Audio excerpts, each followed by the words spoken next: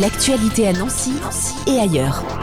Aujourd'hui dans l'actu, on parle du concert de la nouvelle année avec La Belle Hélène d'Offenbach qui sera présenté par le chœur et orchestre Gaston Stolz. Ce sera au théâtre Gérard Philipe de Frouard le dimanche 18 janvier. Et pour nous en parler, qui de mieux que Daniel Colomba? Bonjour. Bonjour Yves. Vous dirigez donc ce chœur et orchestre Gaston Stolz. Alors avant de parler de ce rendez-vous, même si le chœur et orchestre existe depuis quelques années, on peut rappeler qui était Gaston Stolz? C'était le professeur de musique du lycée Poincaré de Nancy qui a créé l'orchestre du lycée Poincaré en 1919. Oui, ça remonte à quelques temps quand même. Mais ça a duré de nombreuses années. Il est mort en 1976, il a été actif presque jusqu'à sa mort. Et l'orchestre auquel s'est adjoint un chœur a animé la vie musicale et culturelle de Nancy pendant plus d'un demi-siècle. Et beaucoup de Nancéens et de Lorrains ont encore en mémoire l'activité de ce monsieur dont nous avons pris le nom parce qu'on a encore au moins un.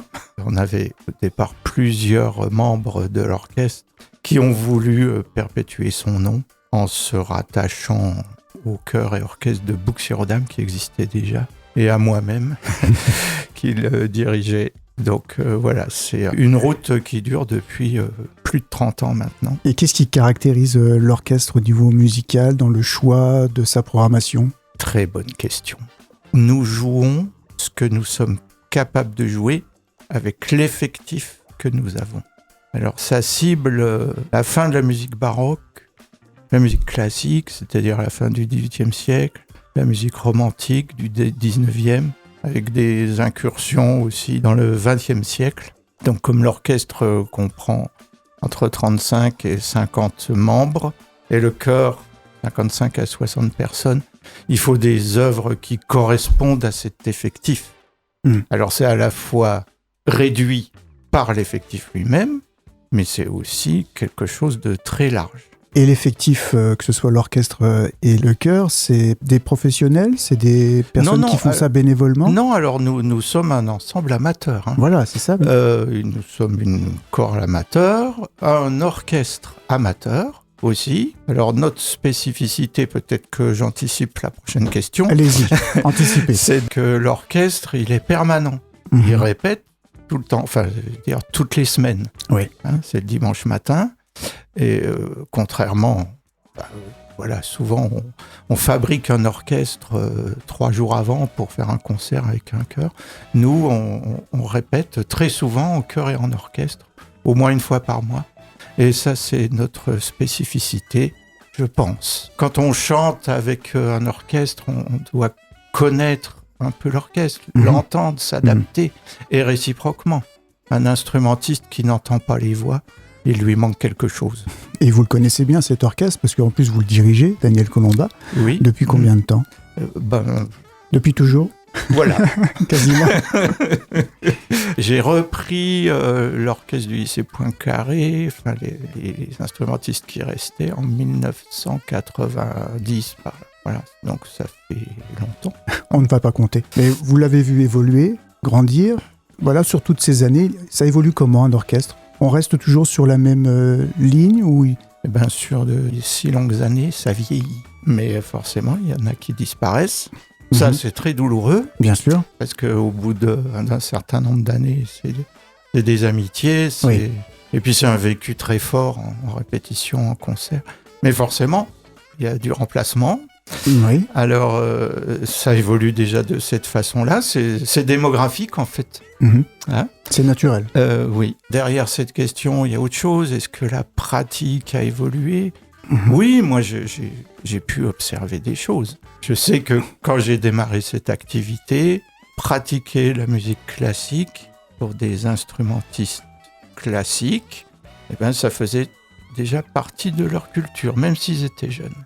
Et cette culture travaillait par exemple des symphonies de Haydn ou de Beethoven, ou du répertoire d'oratorio comme on fait, de Mendelssohn, de Schubert, c'est en train de se perdre. Alors je sais pas, je veux pas. En tout cas, nous, on ne suffit pas à ce que ça revienne. On fait ce qu'on peut, hein, mais ça a beaucoup évolué. Oui. Alors là, vous êtes venu aujourd'hui pour nous parler plutôt de Jacques Offenbach et de La Belle Hélène, hein, qui va être donc présenté le 18 janvier. Ce sera au théâtre Gérard Philippe de Frouard. Ce concert de la nouvelle année, c'est un rendez-vous important, j'imagine, pour l'orchestre. Oui, alors ça fait 4 ans qu'on fait ce concert de la nouvelle année. C'est la 4e année. Moi, je voulais sortir du répertoire d'oratorio, plutôt religieux, que nous pratiquions auparavant. Je voulais élargir le répertoire. Et quoi de mieux que ce concert de nouvelle année qui fait référence au concert du Nouvel An, hein, mais qui est un petit peu plus tard, qui est plus modeste au niveau de la notoriété. Mais on fait quelque chose, à chaque fois un programme festif, joyeux, qui détend les gens. Et ça, il y a vraiment une attente du public de ce côté-là. En même temps, ça nous permet d'ouvrir notre répertoire. Et c'est très intéressant musicalement, socialement, humainement. Alors, vous pouvez nous parler un peu de La Belle Hélène, justement, de Jacques Offenbach, si vous deviez le présenter à des personnes qui ne connaîtraient pas. Moi, le premier, par exemple. Ça tombe bien. En plus, nous avons en studio des stagiaires, j'imagine qu'ils ne connaissaient probablement pas. Oui, alors la Belle Hélène, c'est l'histoire d'Hélène, la reine de Sparte, dans la Grèce antique, qui a causé la guerre de Troie. Le livret de l'opéra bouffe, c'est avant cette guerre de Troie. Qu'est-ce qui a causé la guerre ? Et ce qui a causé la guerre, c'est l'amour entre Hélène, reine de Sparte, et épouse du roi Ménélas. Cet amour avec le berger Paris, qui n'est pas seulement berger, mais qui est aussi et surtout le fils du roi Priam de Troie. Alors cet adultère a provoqué la guerre, et c'est le récit, mais alors un récit à la fois historique et humoristique et satirique de cet adultère qui est narré dans l'opéra bouffe. Un opéra bouffe, pouvez nous redire un peu c'est quoi ? Un opéra, c'est une pièce théâtrale et musicale avec des chanteurs, solistes, un chœur et un orchestre, avec des morceaux musicaux qui se succèdent, des récitatifs, des airs pour des solistes, des chœurs, et l'orchestre accompagne tout ça. Et bouffe, c'est un caractère. C'est le contraire de tragique. Voilà. Hein, c'est opéra buffa en italien. C'est essentiellement comique. Alors c'est la transposition de l'opéra seria, c'est comme ça que ça s'appelait au XVIIIe siècle, l'opéra sérieux, dans le domaine bouffe et burlesque. Voilà, donc une belle manière de démarrer l'année 2026. Ce sera le 18 janvier, je le rappelle, au théâtre Gérard Philippe de Frouard. On peut parler aussi des solistes qui seront sur scène aussi, au nombre de 4. Oui, alors c'est des personnes très éminentes. Sabine Revaud-Dallon, le rôle principal d'Hélène, donc soprano, vient de Paris, c'est une soprano expérimentée, avec qui nous avons fait tous nos concerts de la nouvelle année, donc on a des habitudes ensemble.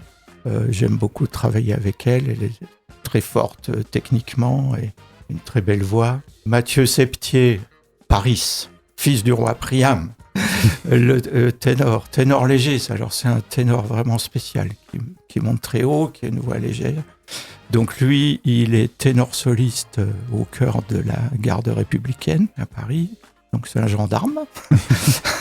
Et puis nous avons Ménélas, le roi de Sparte, ténor, donc qui est un amateur très éclairé, avec qui on a l'habitude de travailler aussi, qui vient d'Épinal.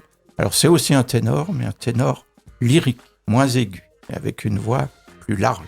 Et Niels Holendijk, alors c'est un personnage très particulier qui nous vient de Sarrebruck et qui est lui plus tourné vers la comédie musicale, les musiques actuelles, et qui pratique toutes sortes de théâtre et de musique dans un esprit vraiment de répertoire moderne. Enfin, on le connaît aussi, on a déjà travaillé avec lui.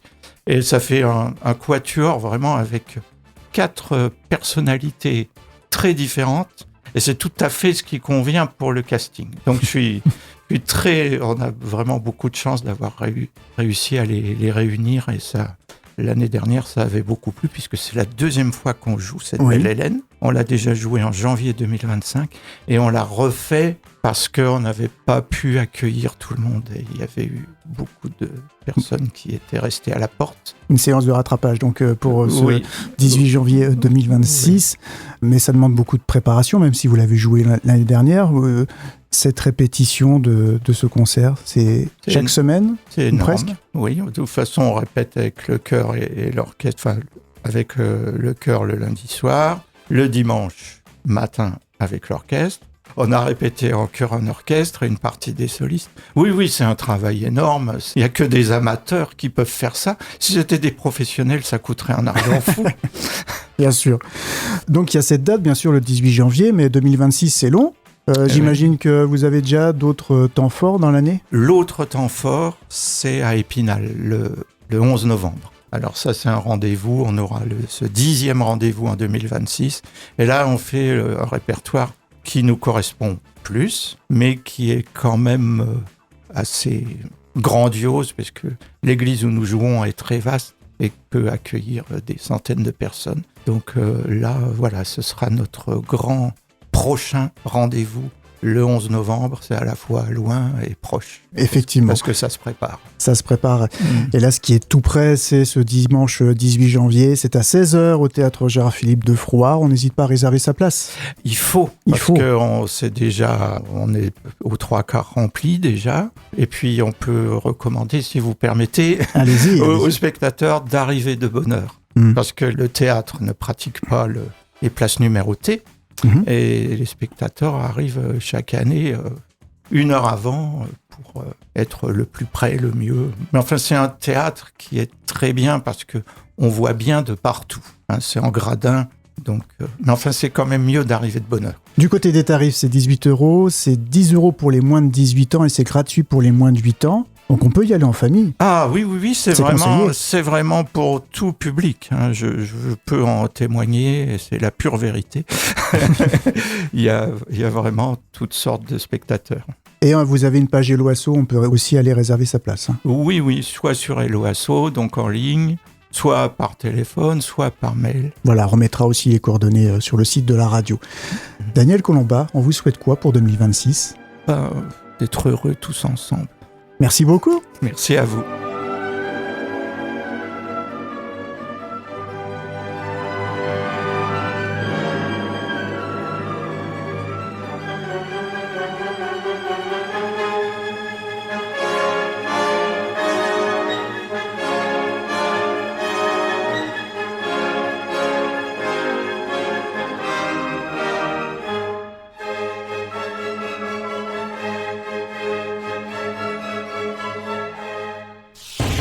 L'actualité à Nancy et ailleurs. C'est sur Fudget. Pour y participer, contactez-nous au 03 83 35 22 62.